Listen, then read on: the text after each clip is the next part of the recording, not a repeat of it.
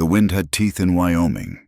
It was a vicious, living thing that gnawed at the edges of the world, stripping the plains bare until only cracked earth and stubborn, gray sagebrush remained under a sky the color of old iron. For 3 days, it had been Clara's only companion, a constant, howling reminder of her own desolation. It tore at the frayed brim of her hat and whipped loose strands of hair across a face she no longer recognized as her own, chapped and raw and shielded from the world. Her horse, a flea-bitten gray named Ghost, stumbled, his head hanging low with a weariness that mirrored her own. Each step was a labor, a protest against the endless, unforgiving trail. Behind them, the source of her immediate misery lay canted at a hopeless angle, a monument to failure. The wagon's rear axle had surrendered hours ago, snapping with a sound like a gunshot in the vast silence. She had salvaged what little she could, a half-empty canteen, a stale biscuit, and a thin blanket, and left the rest of her life to the mercy of the elements. Her hands, wrapped around the stiff leather reins, were a roadmap of her suffering. Blisters had risen, burst, and bled, the skin now coarse and calloused. She had tried gloves, but they had worn through a week ago, leaving her flesh to the mercy of the rope, the wood, and the cold. It was a fitting punishment, she thought with a detached bitterness. She deserved hands that hurt, hands that remembered the cost of every mile that separated her from a past that refused to die. The sun was a pale, retreating wound on the horizon, bleeding its last light into the bruised clouds gathering in the west. The air grew colder, sharper. A single, perfect snowflake landed on her wrist, a tiny star of ice that melted against her skin. Then another, and another. They were not the gentle, drifting flakes of memory, but hard, stinging pellets driven by the rising gale. The wind's howl deepened, shifting from a mournful cry to a predatory snarl. Panic, cold and sharp as the snow, began to prickle beneath her exhaustion. To be caught on the open plains in a blizzard was a death sentence. Ghost could not go much further, and neither could she. She pulled the collar of her father's old coat tighter around her neck, the worn wool smelling faintly of dust and sorrow. Hope was a fool's currency out here, and she was nearly bankrupt. She squinted, her eyes watering from the wind, scanning the horizon one last time. Nothing, only the endless, rolling sea of darkening land. She was about to surrender, to slide from the saddle and let the snow have her, when she saw it. It was so faint at first she thought her tired eyes were playing tricks on her. A pinprick of yellow light, impossibly small and distant, flickering in the gathering gloom. It appeared, vanished, then appeared again, a fragile beacon against the encroaching night. A ranch, a soul, a chance, a surge of adrenaline, born of pure survival instinct, straightened her spine. "Come on, boy," she whispered, her voice a dry rasp. She nudged Ghost's ribs with her heels, a gentle plea. The old horse seemed to understand, mustering a final reserve of strength to plod onward, his heavy hooves crunching on the freezing ground. The light grew steadily, resolving itself into the warm glow of a lantern hanging from a porch post. Behind it, the dark, angular shapes of a house and a large barn rose against the sky like sleeping giants. As they drew closer, a cold dread began to seep into her veins, a dread that had nothing to do with the storm, the shape of the barn's roof, the particular cant of the main house, the way the corral snaked around the property. It was all horribly familiar. Then she saw the windmill, its metal fins spinning slowly, catching the last of the light. It issued a low, rhythmic creak, a sound that echoed not from the plains, but from the deepest, most sealed-off chamber of her memory.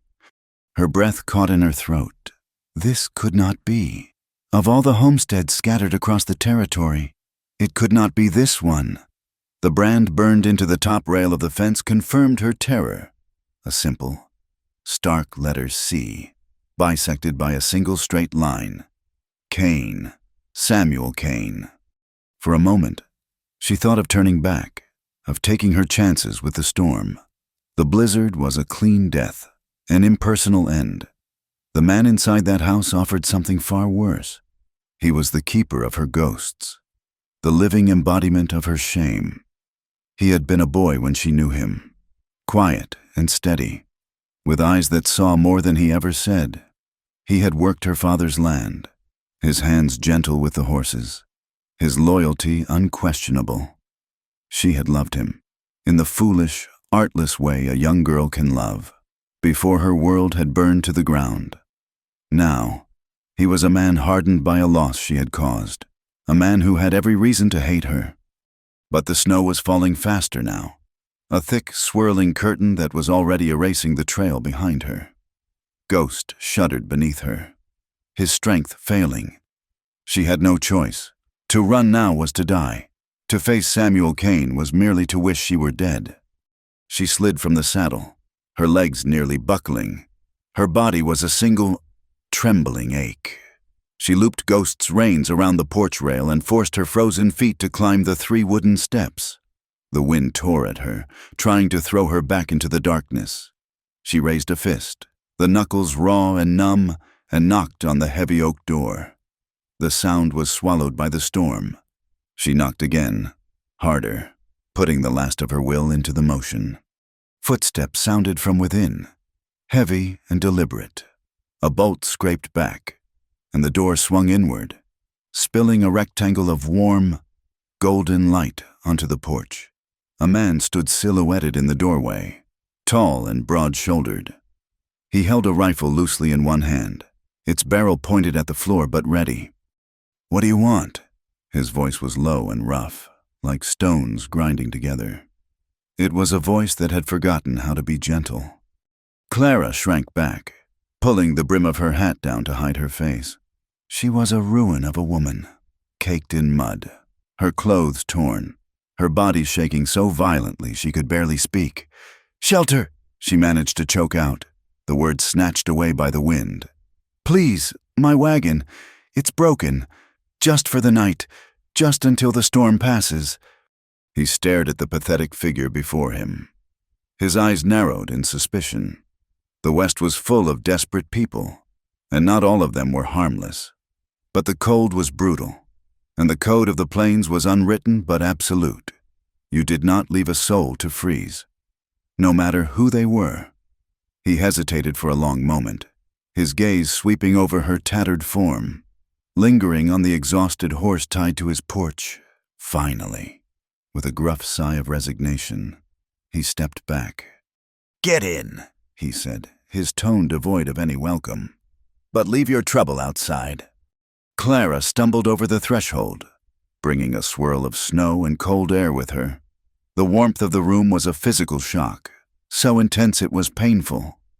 A fire roared in a large stone hearth, casting dancing shadows on the simple, masculine furnishings. The air smelled of wood smoke, coffee, and leather.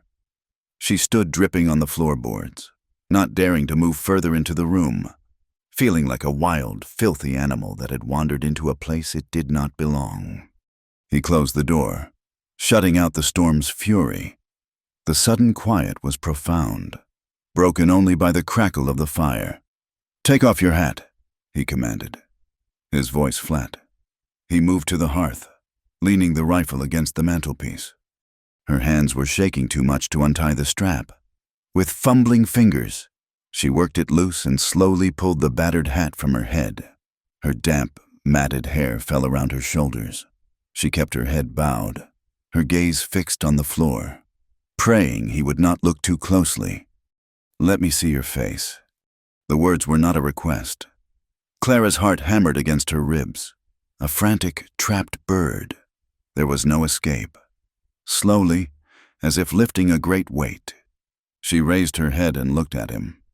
The firelight fell full upon her face, illuminating the grime and exhaustion, but it could not hide the fine line of her jaw, the shape of her mouth, or the familiar stormy gray of her eyes. She watched his expression change. The flicker of detached pity in his eyes vanished, extinguished as if by a sudden gust of wind. His face, already weathered and hard, seemed to turn to stone before her. Every line deepened.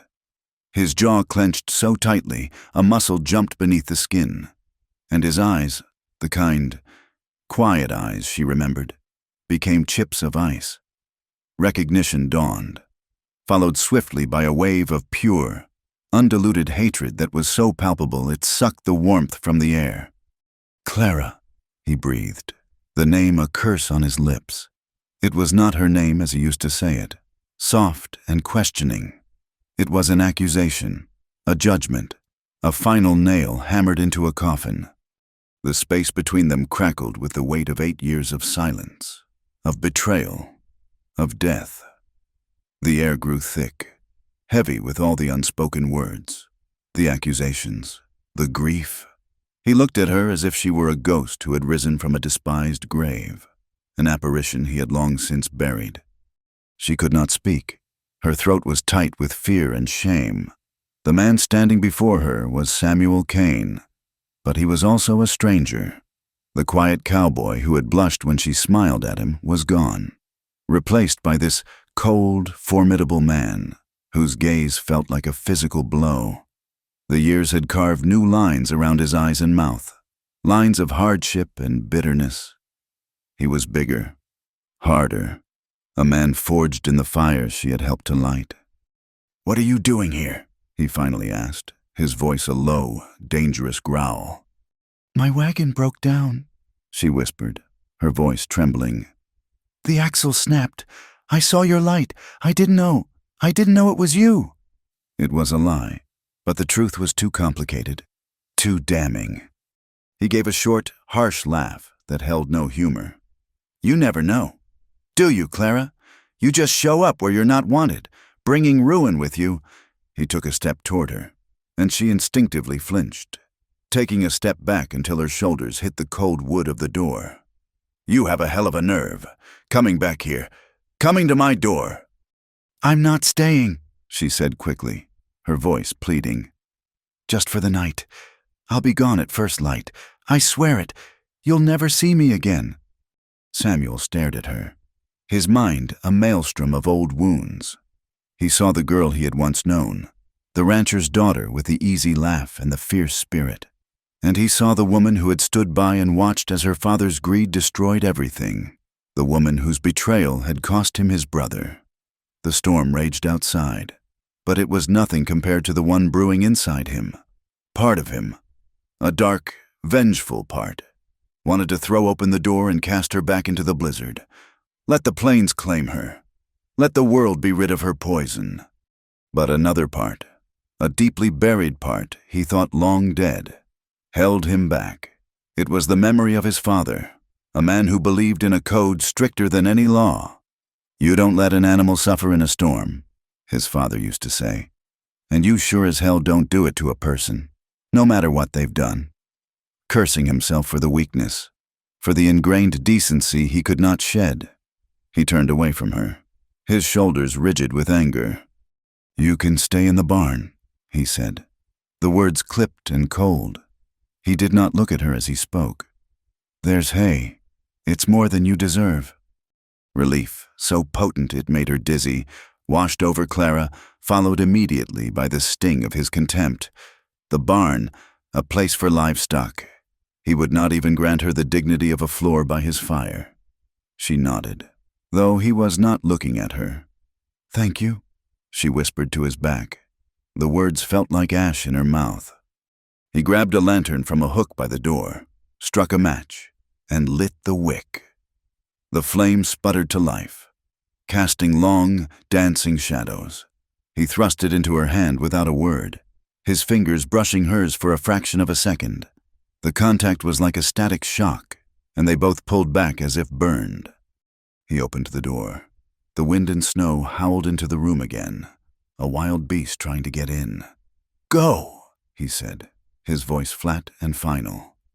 Clara clutched the lantern, its meager warmth a small comfort against the renewed assault of the cold. She stepped back out onto the porch, turning to untie Ghost's reins.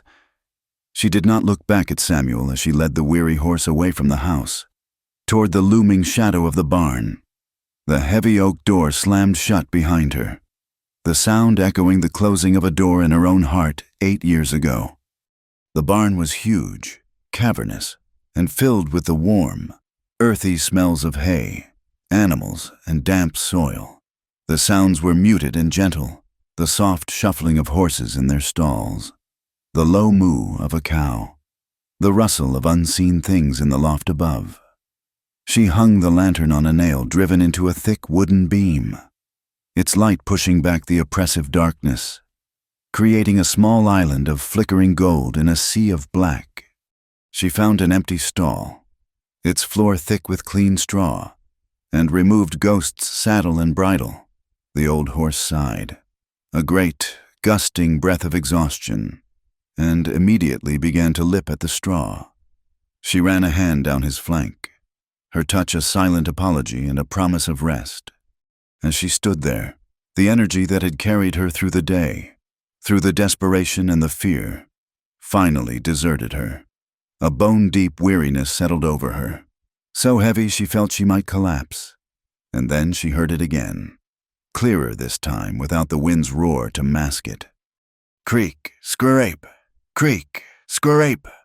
It was the windmill, the same mournful, metallic rhythm, the same sound that had been the soundtrack to the worst night of her life. She closed her eyes, and the barn faded away. The past did not return gently. It came in brutal, jagged shards. The smell of gunpowder, acrid and sharp in the cool night air. The heavy, sickening thud of a body falling from the hayloft. A lantern, knocked over, its flame licking at the dry straw. Her father's voice, not shouting in anger, but in terror, screaming her name. "Clara, run!" A sob escaped her lips, a raw, ragged sound torn from her soul. The carefully constructed walls she had built around that memory for 8 years crumbled to dust. She slid down the rough-hewn wood of the stall, burying her face in her hands as the tears she had refused to shed for so long finally came. They were not loud, hysterical tears, but a silent, agonizing weeping, her shoulders shaking with the force of her grief. She wept for her father, for the life she had lost, for the girl she had been. She wept for Samuel's brother, a boy whose death was another sin laid at her door. And she wept for the quiet, kind-eyed cowboy she had just seen turned into a man of stone by the poison of the past she had brought back to his doorstep. The barn was her prison and her sanctuary, the flickering lantern a lone candle in the vast darkness of her regret.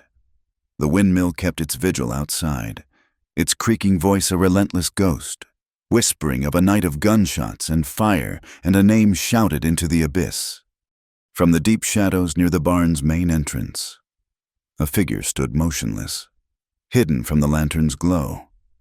Samuel Kane watched her, his face an unreadable mask. He had followed her out, compelled by some instinct he didn't understand, suspicion, maybe, or a need to ensure the source of his misery was contained. He saw her small, huddled form, saw her shoulders shake with silent sobs. He heard the quiet, desperate sounds of her sorrow.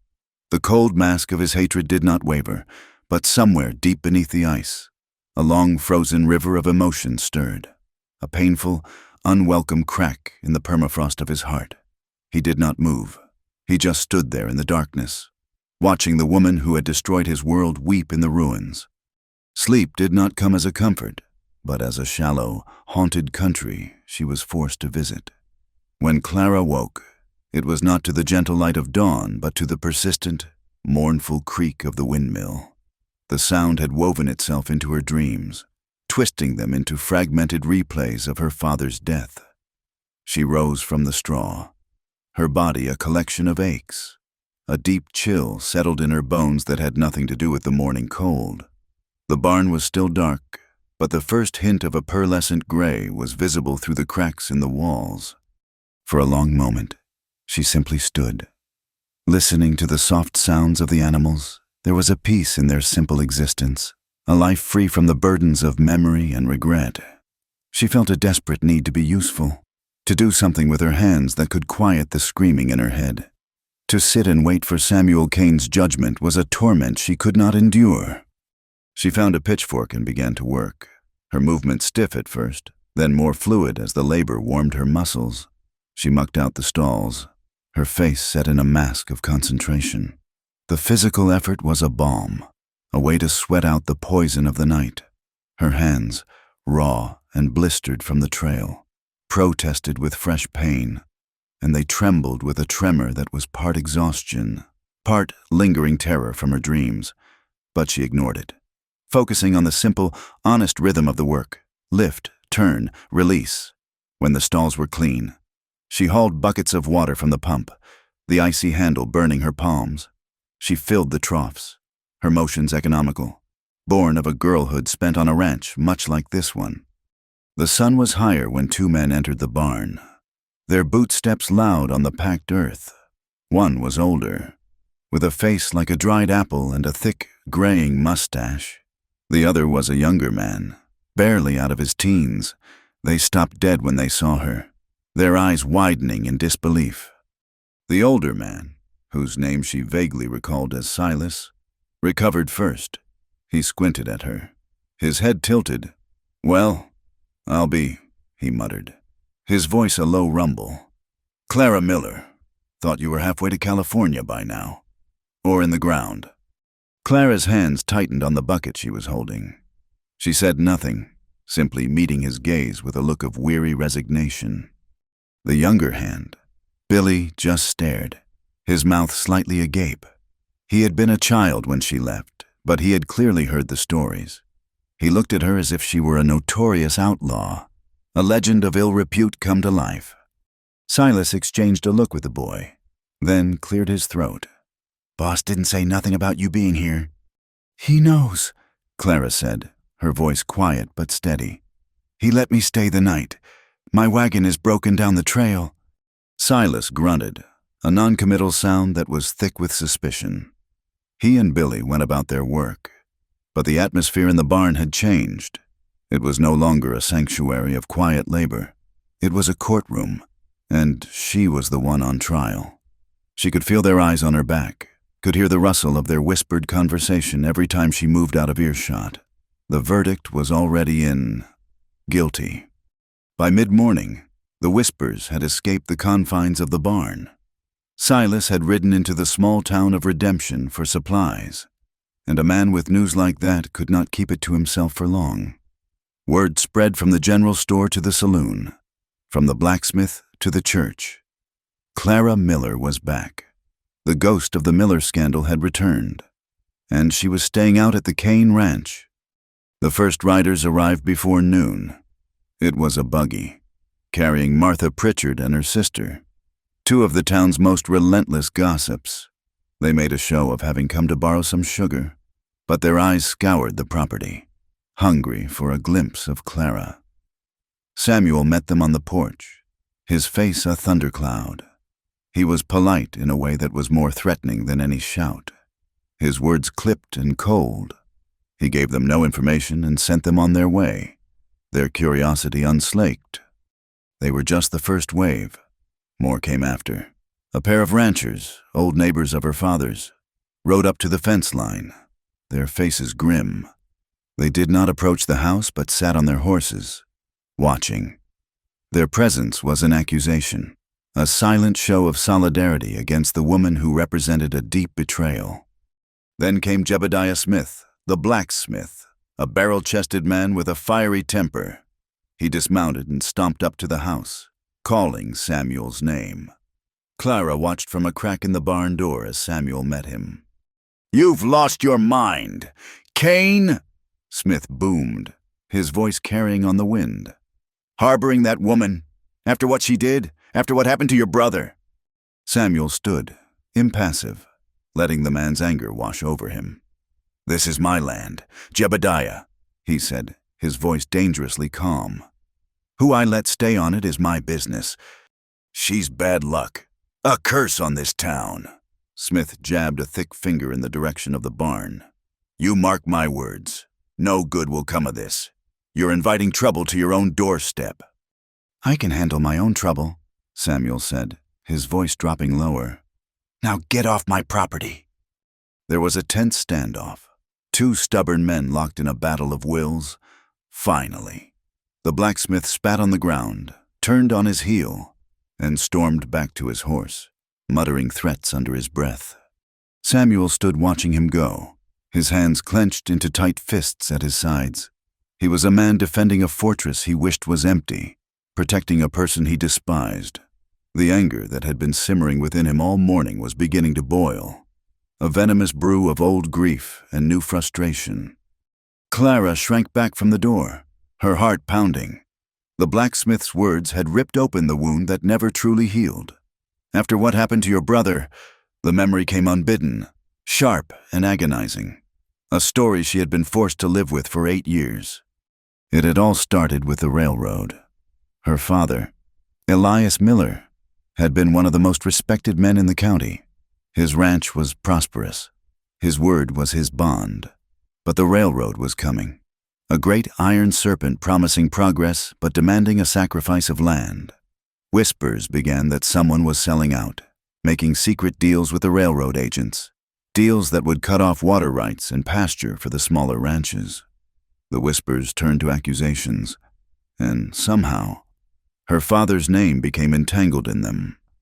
He had denied it, his face pale with shock and anger, but proof had emerged. A signed contract, his signature plain as day. The town turned on him. Men who had been his friends for 20 years crossed the street to avoid him. Then came the night of his death. They had called it an accident. He had fallen from the hayloft in his own barn, a tragic misstep in the dark. But Clara knew better. She had heard the argument just before, a man's voice, low and threatening. She had heard the gunshot. By the time she reached the barn, her father was dead and the man was gone. In the chaos that followed, her grief was compounded by a new horror. The town, already convinced of her father's guilt, decided she must have been his accomplice. They said she had used her charm on the railroad men, that she had been the one to convince her father to betray his neighbors.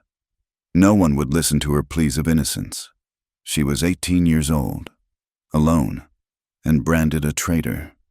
The feud over the land deals had escalated into a small, undeclared range war. Fences were cut, cattle were stolen, and tempers flared like dry grass in a wildfire. It was in one of those senseless, angry skirmishes that Samuel's younger brother, Thomas, had been killed. He was only 17, caught in the crossfire of a conflict born of her father's alleged greed. Thomas's death had cemented Clara's guilt in the eyes of the town, and in the heart of Samuel Kane. She had not pulled the trigger, but everyone believed her actions had loaded the gun. She had tried to tell them she was framed, that her father was trying to protect the town, not sell it out, but her words were drowned out by the chorus of their grief and anger. And so, she had run. Now, she was back, and nothing had changed. The faces were older, the lines of resentment deeper, but the hatred was as fresh as if it had all happened yesterday. The rest of the day was a long, tense vigil. Samuel worked with a furious, contained energy, repairing a fence on the far side of the property, his movements sharp and angry. He was a man at war with himself and the world. Clara stayed in the barn, making herself as small as possible, feeling like a hunted animal that had mistakenly sought refuge in the hunter's den. Night fell, bringing with it a deep, profound silence. The visitors had ceased, retreating to their homes to whisper and plot. The wind had died down, and the sky was a black velvet cloth studded with cold, distant stars. Clara sat on a hay bale, too exhausted to sleep, too frightened to rest. She heard his footsteps long before he entered the barn. They were heavy, measured, the sound of a man on a grim mission. He did not bring a lantern. He moved through the familiar darkness of his own barn with ease, a tall shadow against the faint moonlight filtering through the open doors. He stopped a few feet from her, and she could feel the intensity of his gaze even in the gloom. "The broken wagon was a lie, wasn't it?" he said. It was not a question.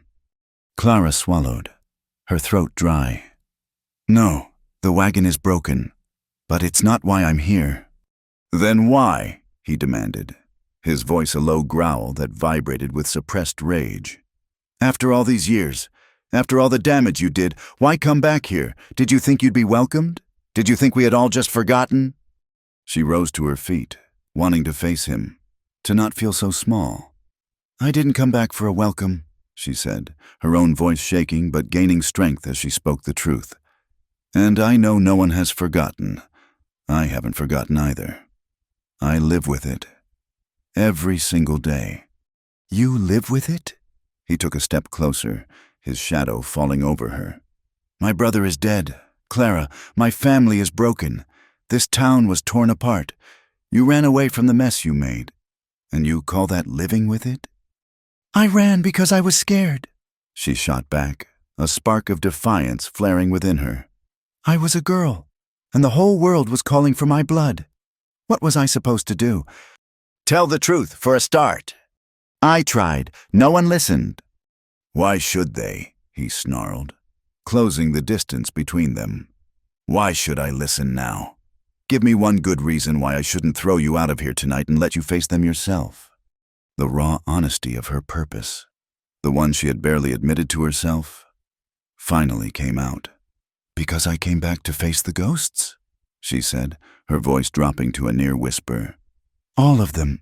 His, my father's, yours." The word hung in the air between them, a fragile, dangerous thing. Yours. It was an acknowledgement of his pain, his loss. For a second, she saw something flicker in his eyes, a crack in the stone facade. But it was gone as quickly as it came, replaced by a surge of pure, uncontrolled anger. He lunged forward and grabbed her wrist, his grip like an iron band. His face was inches from hers, his breath hot and smelling of coffee. "Do not talk to me about my ghosts," he hissed, his voice trembling with a fury that was years in the making. "You have no right." The pain in her wrist was sharp, but it was nothing compared to the agony in his eyes. She did not struggle. She simply looked at him, letting him see the fear. Yes, but also the sorrow that she felt, not just for herself, but for him. He held her for a long, taut moment, the violence of the contact a shocking bridge across years of separation. Then, as if her skin had burned him, he released her abruptly. He stared at his own hand, then back at her, a look of shame and self-loathing twisting his features. He was a man who prided himself on control, and he had just lost it. He took a staggering step back, running a hand through his hair. The fight went out of her, leaving only a vast, aching emptiness. Tears she had held back all day began to well in her eyes, silent and hot, tracing clean paths through the grime on her cheeks. "I have nowhere else to go. Samuel," she whispered, the words a raw, broken confession. "There is no one else. There is nothing else. This is the only place left." Her vulnerability was more disarming than any defense.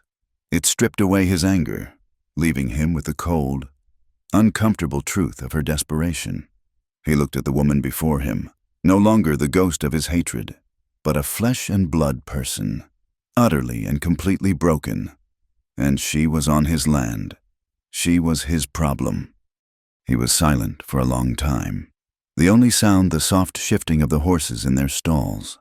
When he finally spoke, his voice was flat, devoid of emotion, as if he had walled his anger away again behind a fortress of ice. "You can stay," he said, the words costing him more than she would ever know. "For now, you can work for your keep, but do not think this changes anything between us." He turned to leave, then paused in the doorway, his silhouette framed against the starry night. "One more thing, Clara," he said, his voice laced with a cold warning that chilled her to the bone. "You came here to face your ghosts. Fine, but you'll do it on my terms. You will face what you ran from. All of it. I will make sure of it." He left, disappearing into the darkness, leaving her alone in the barn with the weight of his promise. It was not a reprieve. It was a sentence. The days that followed settled into a harsh and unforgiving rhythm. Clara rose before the sun, the windmill's ceaseless creak her only morning call, and she worked until the last of the light had bled from the sky. Her life was reduced to a series of physical tasks, each one a deliberate effort to keep her mind from the treacherous country of the past. She mended the sections of fence that had been neglected, her raw hands struggling with the wire stretchers and heavy post drivers. She fed the livestock, hauled water, and cleaned the tack, the familiar smells of leather and horse sweat a small, grounding comfort. She did not ask for help, and none was offered. Samuel's sentence, that she would face what she ran from, was a quiet, constant presence. He made her ride into the town of Redemption once for a sack of feed grain. The 4-mile journey was an ordeal of its own, but the destination was worse. As she walked into the general store, a silence fell over the customers. Conversations stopped mid-sentence. Mrs. Pritchard, the woman who had come to the ranch on a false errand, turned her back so sharply her skirts swirled. The storekeeper, a balding man named Henderson, served her with a grim face, placing her change on the counter rather than letting his fingers touch hers. Their whispers followed her out the door, sharp and stinging as hornets. Traitor, murderer. She rode back to the ranch with her spine straight, her face a stoic mask. But inside, the old wounds had been torn open anew. Samuel watched it all. He worked his own grueling schedule, his presence a constant, brooding shadow on the edge of her world. He would watch her from the porch as she struggled to lift a heavy hay bale, his face unreadable. He would see the exhaustion in the slump of her shoulders as she walked back to the barn at night. He never offered a word of praise or encouragement, but he saw it all. He saw her grim determination, the way she pushed through pain and fatigue without a single word of complaint.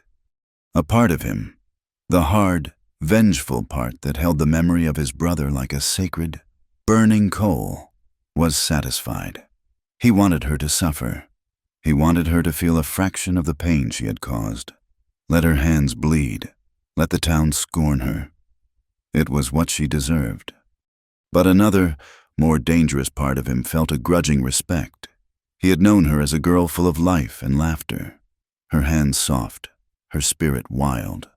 To see that same spirit now, encased in sorrow but unbroken, stirred something he had long thought dead.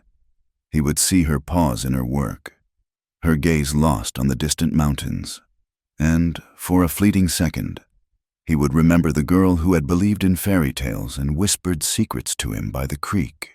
Then he would remember Thomas, lying still and pale, and he would curse himself for the weakness. He would turn away, his hatred a familiar, fortifying wall around his heart. His grief demanded an enemy, and Clara was the only one he had. The tension between them was a living thing, a coil that tightened with each passing day of charged silence. It was bound to snap. The storm that broke it began as a bruise on the western horizon late one afternoon. The air grew thick and still, heavy with an unshed violence. The sky turned a sickly shade of yellow-green, and the birds fell silent.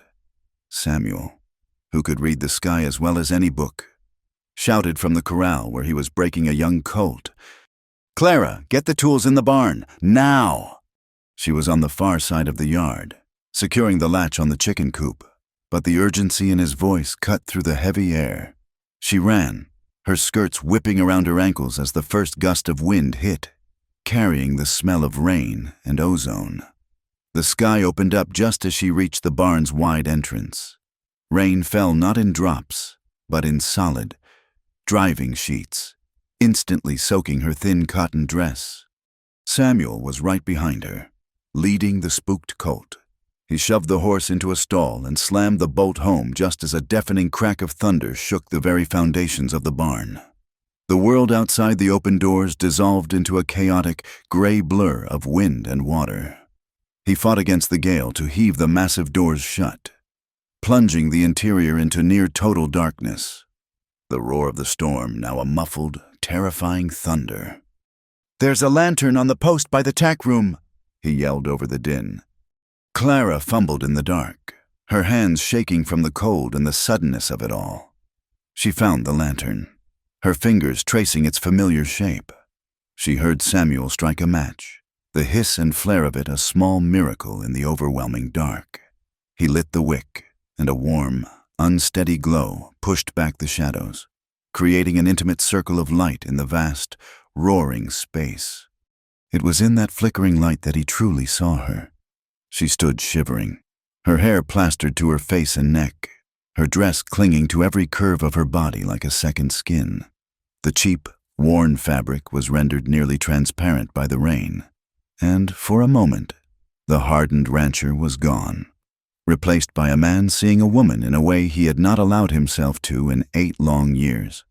He saw the gentle slope of her shoulders, the shape of her hips, the rapid rise and fall of her chest as she tried to catch her breath.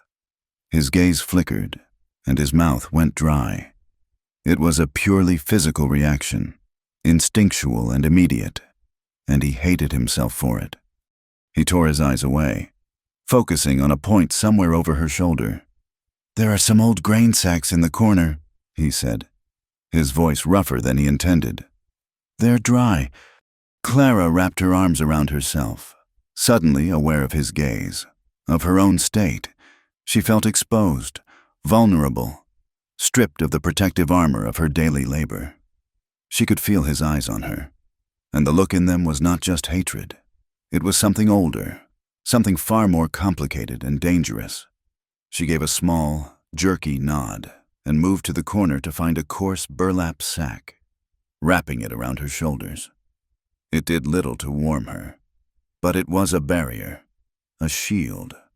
They stood in silence for a long time, trapped in the small bubble of light.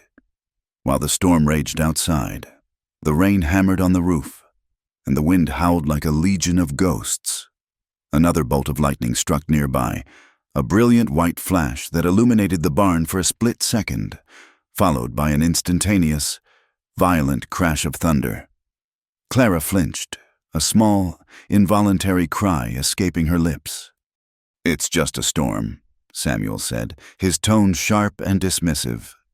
"I know what it is," she snapped back, her nerves frayed raw. The claustrophobic intimacy, the storm, his burning gaze, it was all too much. "You always did scare easy," he taunted, his words meant to wound, to push her away, to re-establish the familiar dynamic of accuser and accused. Her head snapped up, her gray eyes flashing in the lamplight. "And you always did enjoy being cruel, didn't you, Samuel, even then, hiding it behind that quiet face?" "I learned cruelty from experts," he shot back, taking a step toward her. "I learned it the day my brother was buried. I learned it from people who talk about loyalty and honor and then sell their neighbors out for a railroad's silver." The accusation, so direct and venomous, struck her like a physical blow. "My father did not sell anyone out." "No, the contract with his name on it was just a ghost story then?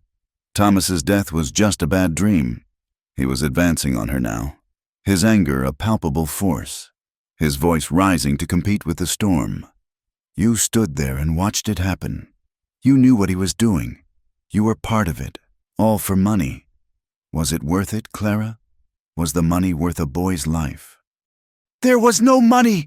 she screamed, backing away until she was pressed against the rough wood of a stall.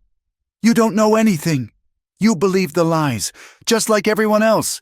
You never once stopped to think, to ask. You just decided I was guilty." "Because you were," he roared, slamming his hand against the wall next to her head. The wood shuddered. The horses whinnied in their stalls. "You betrayed this town. You betrayed my family. You betrayed me."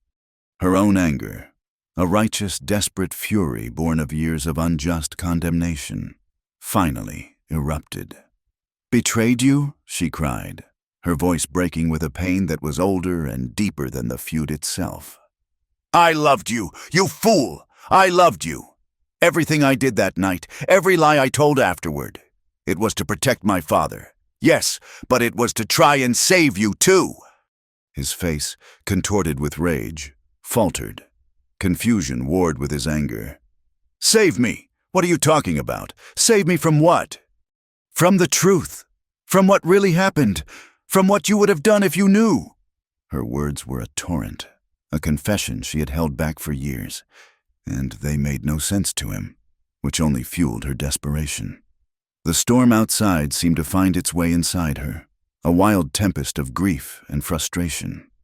She saw the disbelief in his eyes, the stubborn refusal to see her as anything but the monster he had created in his mind. And in that moment, something inside her shattered. The fight, the hope that she could ever make him understand. It all drained away, leaving only a vast, hollow ache. Her whole body trembled, and her voice dropped to a raw, ragged whisper, filled with the anguish of a soul that has finally surrendered. "Then punish me," she said, the words barely audible over the rain.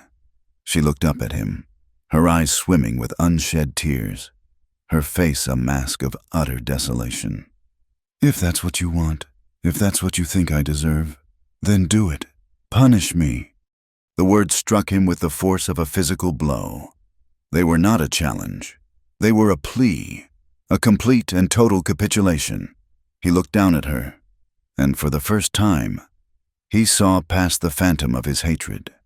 He saw a woman so broken, so consumed by her own guilt and the world's condemnation, that she was inviting the very punishment he had silently wished upon her for 8 years.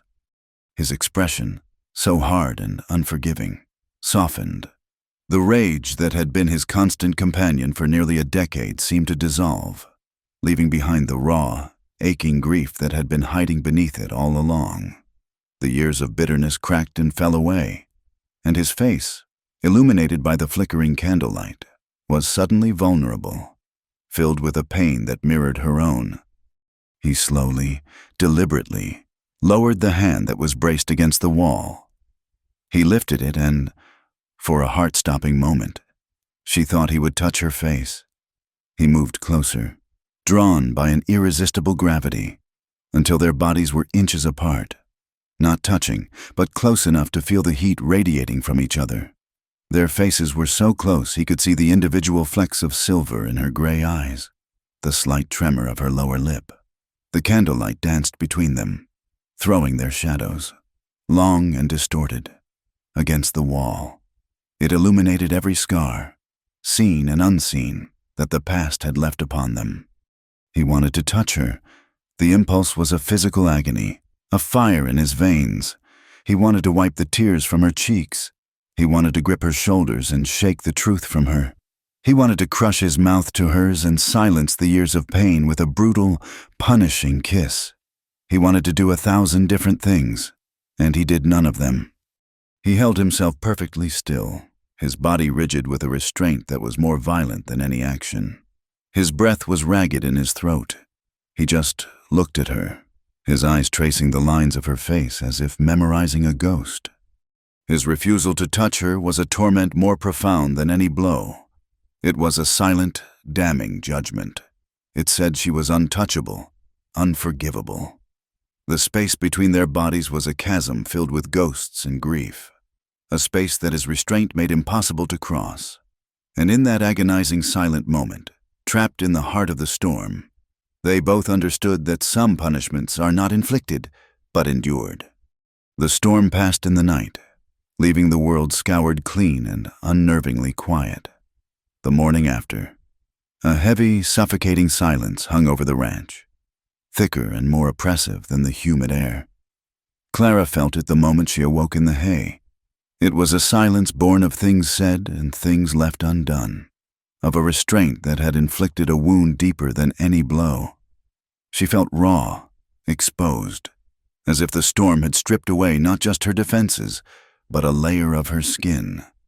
Every glance from Samuel, every shared breath in the vastness of the barn, was an agony.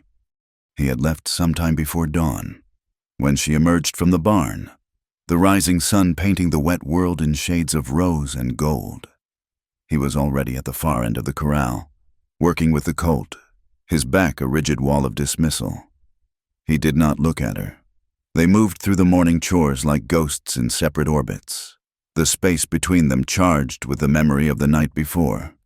His silence was a tangible thing, a judgment she could feel with every beat of her heart. Her desperate plea for punishment, her raw confession of having loved him, echoed in her mind.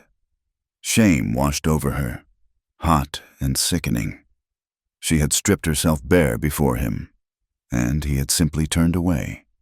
It was a rejection so profound it left her feeling hollowed out, a fragile shell of a woman. She sought refuge in work, throwing herself into the task of clearing the debris the storm had left behind. She gathered fallen branches and repaired a section of the chicken coop fence that had been damaged by the wind. Her body ached, but the physical pain was a welcome distraction.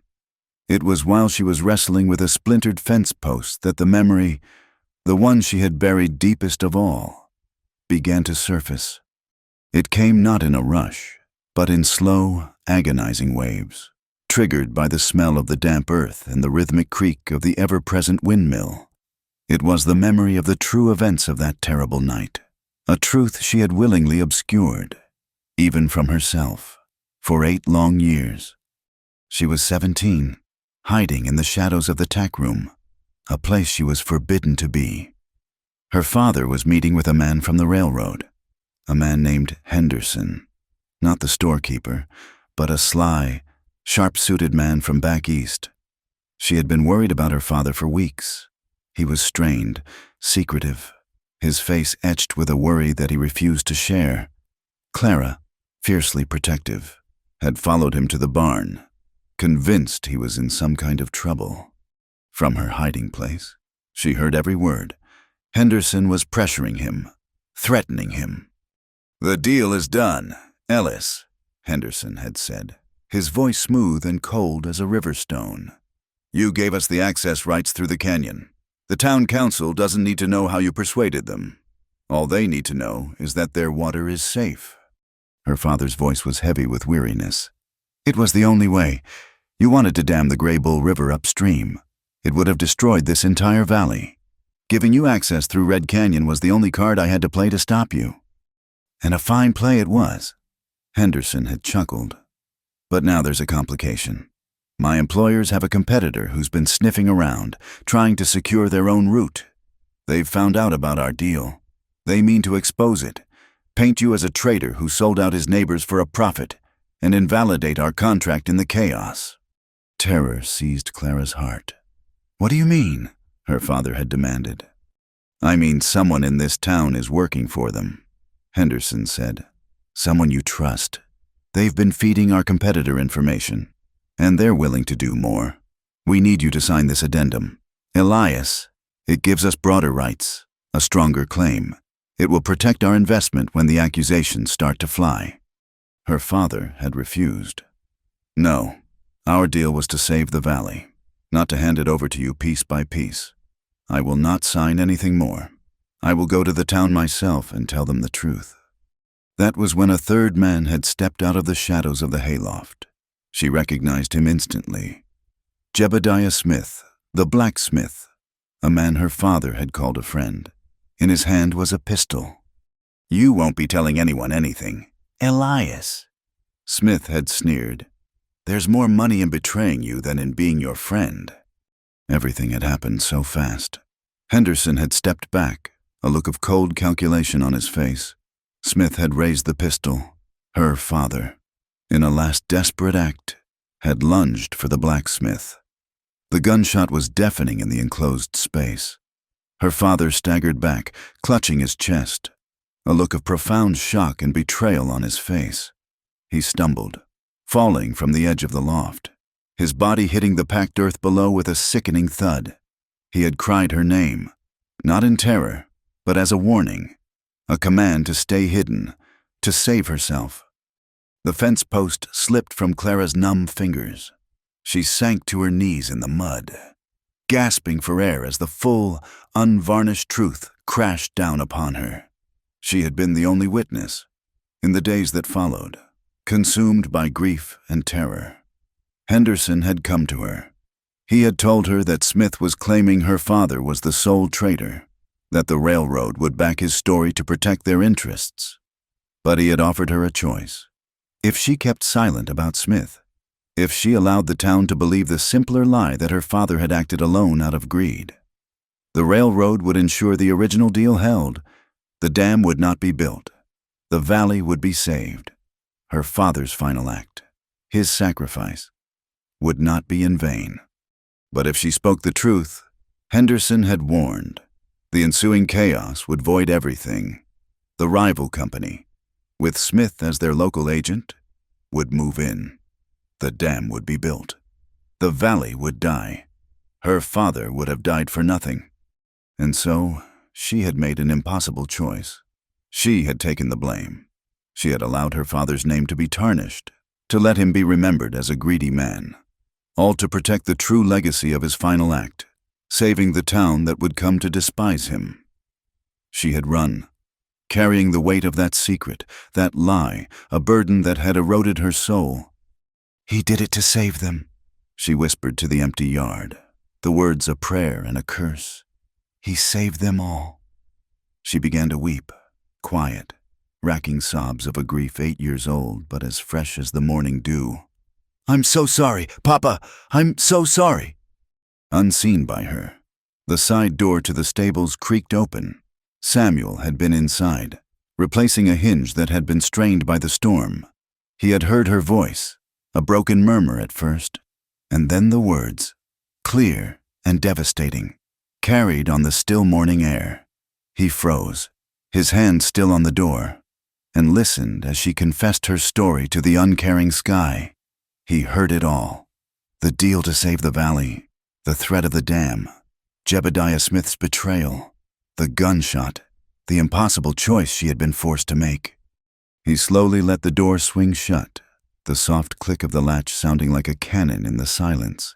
He leaned his back against the rough wood, his eyes closed, the world tilting beneath his feet. Guilt, swift and merciless, gripped him. It was a cold, sickening weight in the pit of his stomach. For 8 years, he had nurtured his hatred for this woman, polishing it, sharpening it, using it as a shield against his own grief. He had painted her as a villain, a greedy, heartless traitor who had caused his brother's death. He had wanted her to suffer, had taken a grim satisfaction in her pain, and he had been wrong. So profoundly, horribly wrong. She had not been an accomplice. She had been a sacrifice. She had carried the burden of the town's salvation on her slender shoulders, enduring their scorn to protect a truth they would never have believed. The whispers, the insults, the cold shoulders. He had seen them all as a just punishment. Now he saw them as what they were, stones thrown at a martyr, and he had thrown them harder than anyone. The memory of grabbing her wrist, of the fury in his voice as he accused her, made him physically ill. He stayed in the stable for over an hour, the truth rearranging the entire landscape of his past. His brother Thomas had died in a feud that never should have happened, a feud born of a lie. Jebediah Smith, a man who still tipped his hat to Samuel in town, a man who had offered his condolences after Thomas's death, was a murderer. The hatred he had aimed at Clara for so long now had a new and true target, but it was a hollow feeling. The rage was there, cold and pure, but it was overshadowed by the crushing weight of his own guilt. Meanwhile, the town of Redemption was growing restless. The story of Samuel Kane harboring Clara Miller had festered for days, and the sight of her in town had fanned the flames of old animosities. Rumors began to spread, uglier and more dangerous than simple gossip. Some said she was a wanted criminal in other territories. Others whispered she was trying to reclaim her father's land, to finish the deal with the railroad he had started. The fear and resentment that had simmered for 8 years were beginning to boil over. Late that afternoon, the local sheriff, a tall, weary man named Elias Blackwood, rode out to the ranch. He was a fair man, but he was also a man who knew which way the wind was blowing. He found Samuel by the corral, his face grim. "Sam," the sheriff said, forgoing any pleasantries, "I'm not here as a friend right now. I'm here as the law." Samuel just nodded, his face like carved granite. "I figured. The town is stirred up. Bad, Blackwood continued, his gaze drifting toward the barn where he knew Clara was. There's talk, dangerous talk. Jebediah Smith is leading most of it, whipping folks up at the saloon. They're saying you are protecting a criminal. They're saying if the law won't run her out, they will. Samuel's jaw tightened. Jebediah Smith is a damn hypocrite. The sheriff raised an eyebrow at the venom in Samuel's tone, but pressed on. Be that as it may, he has their ear. This is not going to end well. I can't protect her if a mob decides to ride out here.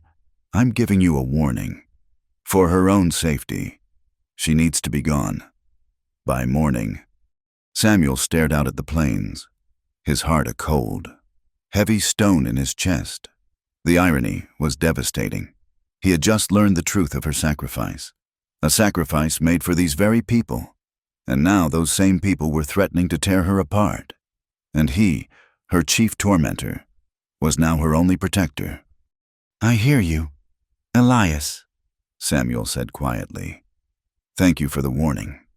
That night, he found her in the barn, just as he had the night of the storm. She was sitting on a hay bale, brushing down one of the horses, her movements slow and tired. The lantern cast a soft, golden glow around them, a fragile pocket of peace against the encroaching darkness. She looked up as he approached, her body tensing, expecting another confrontation. But his face was different tonight. The anger was gone, replaced by an expression she could not read. It was a mixture of pain, exhaustion, and something else she did not dare to name. He stopped a few feet from her, not wanting to crowd her, to frighten her. The sheriff was here this afternoon, he said, his voice low and steady. The town, they're getting restless. They want you gone. Clara's hand stilled on the horse's flank. She had been expecting this. And what did you tell him? She asked, her voice barely a whisper. I told him I'd handle it, Samuel replied. He took a slow breath. He thinks you should leave. Clara, for your own safety. He said they might form a mob, that he can't protect you if they do. He's right. It is not safe for you here anymore. She looked down at her hands, then back up at him, a flicker of the old defiance in her eyes. And where should I go? Samuel, back out on the plains? To another town where the whispers will just follow me? I have been running for 8 years. I am done running. This is different, he insisted, his voice laced with a genuine urgency that surprised her. This is not just whispers. These are threats. Running only deepens the wound, she said, her voice quiet but firm. It proves their lies are true. I ran once because I was a terrified girl. I will not run now. He moved closer then, into the circle of lantern light. He saw the deep weariness in her eyes, the lines of pain that seemed permanently etched around her mouth, and for the first time, he felt an overwhelming urge not to punish her, but to protect her. They stood in a fragile silence, the air thick with unspoken truths, tentatively, as if she were a wild, easily spooked creature. She reached out and her hand brushed against his. It was the lightest of touches, skin against skin, but it felt like a brand. It was the first touch of tenderness, of simple human connection that had passed between them. He did not pull away. He looked from her hand to her face, his heart aching with the weight of his guilt. You don't deserve punishment, Clara, he said, his voice so soft it was almost lost in the quiet of the barn. You deserve peace. The unexpected gentleness in his voice, the validation in his words, was more devastating than all his anger had been. It was the one thing she had never expected to hear from him. Her eyes filled with tears, blurring the sight of his face in the golden light. Then let me earn it, she whispered, her voice thick with emotion. Here. Peace, Clara discovered, was a fragile and fleeting thing. The quiet understanding that had blossomed between her and Samuel in the lantern-lit barn was a small candle flame in a world determined to blow it out. The next day, the tension from the town was a palpable thing, a low hum of menace on the horizon. They worked in a new kind of silence, No longer a heavy, angry one, but a watchful, protective one. He stayed closer to the main house and barn, his rifle never far from his hand. He was a man coiled and ready, a guardian standing vigil over the woman he had once condemned. The trouble came, as it often did, with the setting of the sun. They were finishing the evening meal in the main house, a meal eaten in near silence. But for the first time, at the same table, when they saw the orange glow against the darkening sky. It was in the direction of town, a malevolent pulse that signaled disaster. "That's no campfire," Samuel said, his voice flat and hard as he rose from the table. He strode to the window, his body silhouetted against the ominous light. "It's too big. Something's burning." A cold dread settled in Clara's stomach. It felt like a premonition, a final, violent chapter to a story she could not escape. Before either of them could move, they heard the thunder of approaching hooves. A lone rider was galloping toward the ranch at a breakneck pace, shouting Samuel's name. Samuel met him on the porch, his hand resting on the pistol at his hip. It was Billy, the young ranch hand, his face pale and streaked with soot in the faint light. "It's the livery, Mr. Kane!" the boy gasped, breathless. "The whole place is going up, and they're blaming her." He jabbed a trembling finger back toward Clara, who had appeared in the doorway behind Samuel. "Someone shouted they saw her sneaking around there earlier. Jebediah Smith is telling everyone she did it to cover her tracks, to burn up some old records. They're forming up outside the saloon. They're drunk, and they're angry. Sheriff Blackwood is trying to hold them back, but it's turning ugly." Rage, cold and pure, settled on Samuel's face. It was a terrifyingly quiet fury, more potent than any shout. He had known Smith was the true villain, the murderer. But to see him use this new tragedy to twist the knife in Clara's back was more than he could bear. This was not just about Clara anymore. This was about a lie that had festered for 8 years and was now threatening to consume them all. "Stay here," he said to Clara, his voice a low command. "Bolt the door behind me and do not open it for anyone." "Samuel, no," she pleaded, grabbing his arm. "Don't go. It's a trap. They want you." He looked down at her hand on his arm, then met her terrified gaze. "This has gone on long enough," he said, his voice softer but filled with an iron resolve. "It ends tonight." He was gone in a flash, saddling his fastest horse with an economy of motion that spoke of years of practice and a deep, simmering anger. Clara watched him ride away, a dark figure galloping toward the angry orange glow, and felt a terror colder than any she had ever known. He was riding into the fire for her, and she feared it would consume him. The center of redemption was a scene from a nightmare. The livery stable was fully engulfed, a roaring inferno that sent sparks and embers spiraling into the black sky.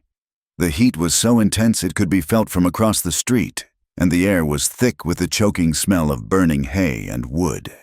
Men shouted and ran with buckets of water in a futile attempt to contain the blaze, their faces demonic in the hellish light. But the real danger was not the fire. It was the mob of 30 or more men gathered in front of the saloon. They were a mix of ranchers and townspeople, their faces slick with sweat and twisted with drink and rage. At their center, standing on a barrel, was Jebediah Smith, his blacksmith's arms waving as he incited the crowd. "She's a curse on this town," he bellowed, his voice carrying over the crackle of the flames. "First she and her father try to sell us out, getting good men like Thomas Kane killed. Now she comes back and sets fire to our town. She's a witch, a criminal, and Samuel Kane is protecting her. He's as much a traitor as she is." A roar of agreement went up from the crowd. They were a single, ugly organism, fueled by old grievances and fresh fear. Sheriff Blackwood and his 2 deputies stood between them and the road leading out to the Kane Ranch, their expressions grim. "Go home, all of you," Blackwood yelled, his hand on his sidearm. "This is mob justice, and I won't have it in my town. Let the law handle this." "You are the law. Sheriff," a man shouted back, Go out there and arrest her!" It was into this volatile scene that Samuel rode. He did not charge in. He brought his horse to a walk, his approach deliberate and unnervingly calm. He rode straight through the edge of the crowd, the men parting before him, and stopped his horse directly in front of Smith's barrel. The fury emanating from him was so potent that the mob fell silent, their attention shifting from the blacksmith to the man whose family had been at the center of their grievance for so long. Samuel's eyes were chips of ice. He ignored the crowd, his entire focus on the man on the barrel. "Get down, Smith," he said, his voice dangerously low. Smith, bolstered by the crowd and his own self-righteous anger, sneered down at him. "Finally come to your senses, Cain, ready to help us bring that woman to justice?" "The only justice I'm interested in tonight," Samuel said, swinging down from his horse, "is for you." He walked toward the barrel, his steps measured. "You've been telling stories for a long time, Jebediah. I think it's time you told the truth." "The truth is that woman is a fire starter and a traitor," Smith shouted, pointing a finger not at Samuel, but at the crowd, playing to his audience. "And you're a fool for protecting her." Someone from the crowd, a big rancher whose face was flushed with whiskey, took that as his cue. He shoved his way forward. "He's right, Cain. You're betraying your own brother's memory." The man threw a clumsy, powerful punch. Samuel saw it coming. He turned his head slightly, taking the blow on his cheekbone rather than his jaw. His head snapped back from the force of it, and a low murmur went through the crowd. He tasted blood in his mouth. He slowly turned his head back, his cold gaze finding his attacker. He did not retaliate. He simply stood there, letting the man see the utter lack of fear in his eyes. The moment of stillness was broken when Smith, seeing his chance, jumped down from the barrel and lunged at Samuel. But Samuel was ready. In one fluid motion, he drew his Colt Peacemaker. He did not point it at Smith. He fired it into the air. The gunshot, louder and sharper than any crackle from the fire, shocked the crowd into absolute silence. Every man froze. Samuel leveled the barrel of the pistol, its dark eye sweeping over the stunned faces before him. "The next one will not go into the air," he said, his voice ringing with cold authority in the sudden quiet. "I came here tonight to stop a fire, not to start a gunfight. But so help me God, if any of you takes another step, I will." The mob hesitated. They were armed, but they were also farmers and ranchers, not hardened gunmen. And they were facing Samuel Cain, a man known for his quiet demeanor, but also for his unyielding resolve. More than that, old loyalties and rivalries began to surface. Some of the men had been friends of Samuel's father. Others were rivals of Smith. The single-minded mob began to splinter back into individuals, their drunken courage failing them in the face of cold steel and a man with nothing left to lose. It was into this tense, fragile silence that a new voice spoke, clear and steady. "He is not the one you want." Every head turned. Clara sat astride a horse at the edge of the crowd, her face pale but resolute in the firelight. She had disobeyed him, had followed him, unable to let him face this alone.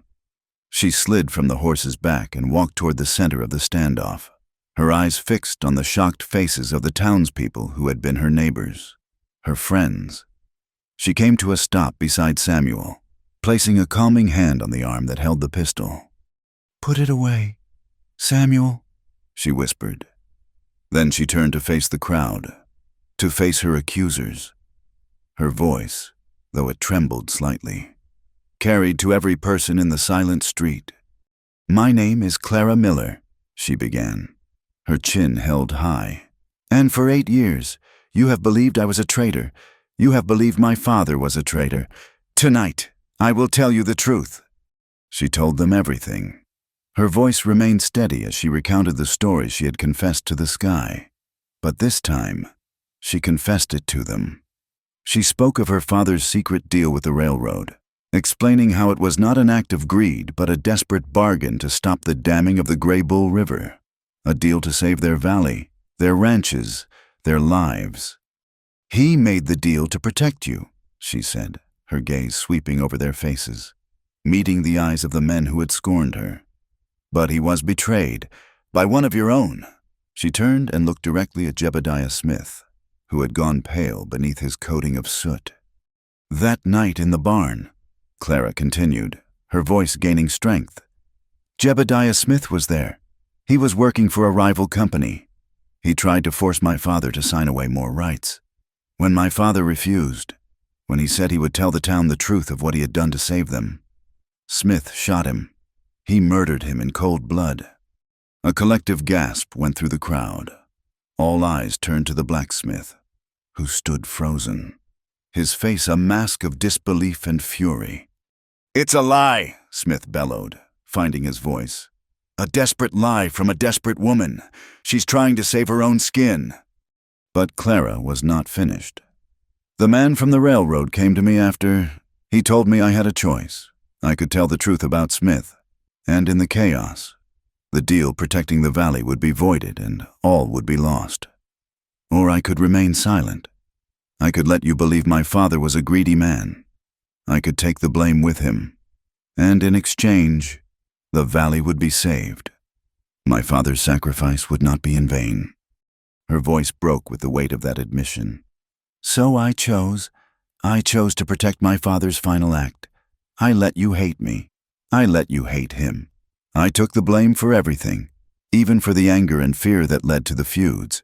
I take full responsibility for the silence that cost this town so much pain, and cost Samuel his brother." She looked at Samuel, her eyes filled with a grief that mirrored his own. The crowd was utterly still, the only sounds the crackling of the dying fire and the hiss of water on hot embers. They looked from Clara's earnest, pain-filled face to Smith's sputtering, guilty one. They looked at each other, the truth of her words beginning to settle in their hearts. They were men who understood hardship, who understood sacrifice, and her story, however fantastic, had the undeniable ring of truth. The shame was a slow-dawning horror on their faces. They had condemned an innocent woman and maligned the memory of a man who had died to save them. Slowly, without a word, the crowd began to disperse. Men who had been shouting for her blood now could not meet her eyes. They shuffled away in twos and threes, melting back into the shadows, their faces grim, their shoulders slumped with the weight of a terrible, collective guilt. Soon, the street was empty, save for Clara, Samuel, and Sheriff Blackwood, who was now looking at Jebediah Smith with a new, hard light in his eyes. That night, back at the ranch, the silence was different yet again. It was a silence of exhaustion, of release. Samuel found Clara in the barn, standing by the open doors, looking out at the star-dusted sky. The ashes from the livery fire were a faint, acrid smell on the night air, a reminder of how close they had come to another, greater tragedy. He could see that she was crying, not loud, racking sobs, but the silent, steady tears of a soul that had finally been unburdened. He walked up behind her and stood there for a moment, his heart aching with a mix of sorrow and a profound, overwhelming gratitude. He had spent 8 years hating a ghost, and the real woman standing before him was braver and stronger than he could have ever imagined. He came to her side, and when she did not move, he knelt before her on the packed earth of the barn floor. It was an act of supplication, of surrender. She looked down at him, her eyes wide with surprise in the dim moonlight. "You're free now, Clara," he said, his voice thick with emotion. "The lies are dead." He looked up at her, and she could see the glistening of his own unshed tears in his eyes. "And I'm so sorry for hating you, for not listening, for every hard word and every cold look. I am sorry." The simple, heartfelt words were everything. They were the absolution she had never dared to hope for.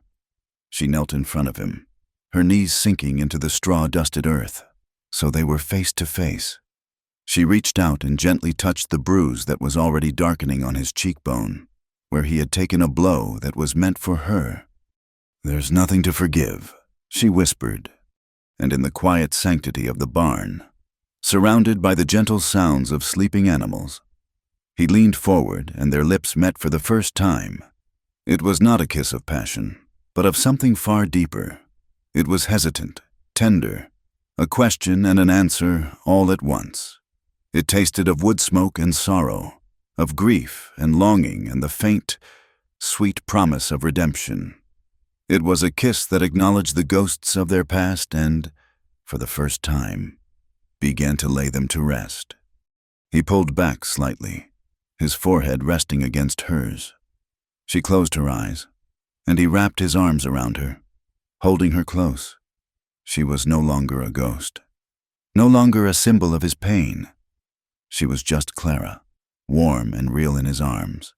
And as a gentle rain began to fall outside, a soft, cleansing sound on the roof, the storms inside them both finally began to quiet. In the weeks that followed, a fragile peace settled over the valley. The truth, once revealed, could not be unlearned, and it worked its slow, quiet medicine on the heart of the town. The livery was rebuilt, its fresh pine boards a testament to a community's will to mend what had been broken. Jebediah Smith was gone, having fled in the night after Clara's confession, his guilt a foregone conclusion. His absence left a void, but it was a clean one, a space where something better might grow. Clara's life found a new, tentative shape. She was no longer Samuel Kane's pariah, but his partner, in work, if not yet in name. The townspeople's attitudes shifted from open hostility to a cautious, watchful respect. When she rode into Redemption for supplies, heads would nod in greeting, the gestures stiff and awkward, but present, Mrs. Pritchard, in a stunning act of penance, brought a freshly baked apple pie out to the ranch, setting it on the porch with a mumbled apology before scurrying away. These were small things, but they were not insignificant. They were the first green shoots pushing through scorched earth. She earned this respect not with words, but with her hands. She worked alongside Samuel, her presence on the ranch now a fixture. There was a quiet strength in her, a resilience that the town began to recognize and admire. They saw a woman who had endured the unthinkable and had not only survived, but had returned to face it with a courage they knew, in their hearts, few of them possessed. She was no longer just Elias Miller's shamed daughter. She was Clara, a woman who had paid a debt that was never hers to begin with. Samuel's ranch, which had felt like a place of exile and grief for so long, began to prosper again. With the shadow of the past lifted, there was a new energy to his work. The land itself seemed to respond, the pastures growing lush and green after the rains, the cattle fattening in the sun. The healing of the land was a slow, quiet mirror to the healing of its people. The windmill still creaked, but its voice was no longer a harbinger of trauma. It was simply the sound of the wind, a part of the ranch's steady, enduring heartbeat. The change in Samuel was profound. The hard, bitter shell he had worn for 8 years had been shattered, and the man underneath was slowly re-emerging. Laughter, a sound Clara had thought she would never hear from him again, would sometimes escape him, a low, rusty sound, but genuine. He would catch her eye across the dinner table, and a small, quiet smile would touch his lips. The angry, wounded man was being replaced by the memory of the steady, kind-eyed boy she had once known, now tempered and deepened by the fires of his grief. Yet, for all the outward signs of healing, the ghosts were not entirely gone. They lingered in the quiet moments, in the spaces between words. For Clara, the memory of her father's death was no longer a torment of guilt, but a deep, abiding sorrow. She mourned the years she had lost, the reputation her father had been denied in death. For Samuel, the ghost of his brother Thomas was a constant, aching presence. The hatred he had felt was gone, replaced by a clean, sharp grief, and the terrible knowledge that his brother had died for a lie. Their past was a landscape they both still inhabited, a country of shared sorrow. It was the unspoken thing that lay between them, the final barrier to a future they were both too afraid to claim. They worked together, ate together, and shared moments of quiet companionship. But they slept apart. He in the main house, she in the small room off the kitchen that had once been for a housekeeper. The intimacy of their first kiss had not been repeated. It hung in the air between them, a fragile promise they were both terrified of breaking. They had found forgiveness, but they had not yet found a way to move beyond it. One evening, as twilight painted the sky in shades of lavender and rose, Clara knew it was time. She could not live in this halfway world of unspoken feelings and careful distances any longer. The wound had been cleaned and stitched, but if they were not careful, it would fester beneath the surface. It needed air. It needed light. While Samuel was out checking on a newborn calf in the far pasture, she went to the barn. It was their place, the stage upon which their tragedy and their redemption had played out.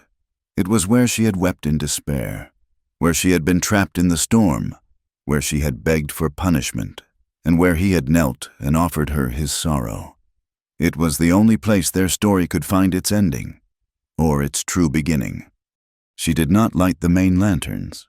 Instead, from a box of household supplies, she took a dozen small candles. She placed them around the central open space of the barn, on ledges, on upturned buckets, on the wide railing of a stall. She lit each one, the small flames trembling to life, their soft, flickering glow pushing back the shadows and filling the cavernous space with a warm, golden light. The air smelled of hay, leather, and the faint, sweet scent of melting wax. It looked like a sanctuary, a sacred, quiet place. She waited for him there, standing in the very center of the floor. She stood on the spot where she had been soaked and shivering, where she had screamed her defiance at him. She stood on the packed earth that had heard her most desperate, broken plea. When she heard his familiar, heavy footfalls approaching, her heart began to pound, a frantic drum against her ribs. He entered the barn and stopped short, his eyes adjusting to the soft, flickering light. He saw the candles first, their gentle glow illuminating the cavernous space, and then he saw her, standing in the center of it all, waiting for him. Her expression was serious, her gaze direct and unwavering. He walked toward her slowly, his boots silent on the straw-dusted floor. He stopped a few feet away, a question in his eyes. The air was thick with a solemn, unspoken weight. Clara took a deep breath, her resolve firm. She had to do this. She had to offer him the final piece of the past, to let him either cast it aside or claim it forever. "Do you remember the night of the storm?" she asked, her voice quiet but clear in the still air. "I stood right here, and I told you to punish me, if that's what you thought I deserved." Samuel's face softened with the memory, a flicker of the old pain in his eyes. He nodded slowly. "I remember." "I need to know," she continued, her voice trembling slightly, but her gaze never leaving his. "I need to know that all the ghosts are gone, that there is no debt left between us." She straightened her shoulders. "A final, courageous act of surrender. So I'm saying it one last time. If you still think I owe something, for your brother, for your pain, for all the years you hated me, then take it now. Whatever punishment you think is right, I will not fight you." She stood before him, her heart in her eyes, offering him the entirety of her vulnerability. It was not a plea for pain, but a plea for an ending, a final closing of the ledger so they could begin to write a new one. He looked at her for a long, silent moment, the candlelight dancing in his eyes. He saw not a debtor, but a woman of incredible strength, a woman who had sacrificed everything and was now willing to sacrifice the last vestiges of her pride to grant him peace. He saw the woman he had fallen in love with all those years ago, and the woman he was falling in love with all over again. A love tempered by sorrow and forged in forgiveness. He stepped close, closing the final feet between them. She flinched, almost imperceptibly, her body bracing for a harsh word, a cold touch, a final rejection. But instead of anger, his face was filled with a tenderness that made her breath catch in her throat. He did not grab her wrist. He did not touch her face. Instead, he reached down and gently took her hand, the one that had brushed his in the darkness just a few weeks before. Her hands were no longer the soft hands of a rancher's daughter, but they were not the raw, blistered hands of a fugitive either. They were strong, capable, calloused from work, from mending fences both real and imagined. He raised her hand to his lips and pressed a soft, warm kiss to her knuckles. The gesture was so unexpected, so filled with reverence. It sent a tremor through her. He looked up at her, his eyes shining in the candlelight, and his voice was a low, rough whisper, thick with an emotion that humbled her to her very soul. "You don't owe me, Clara," he said. "You don't owe me a thing." He paused, his thumb gently stroking the back of her hand. "You saved me. All those years, I was drowning in hate. It was my prison.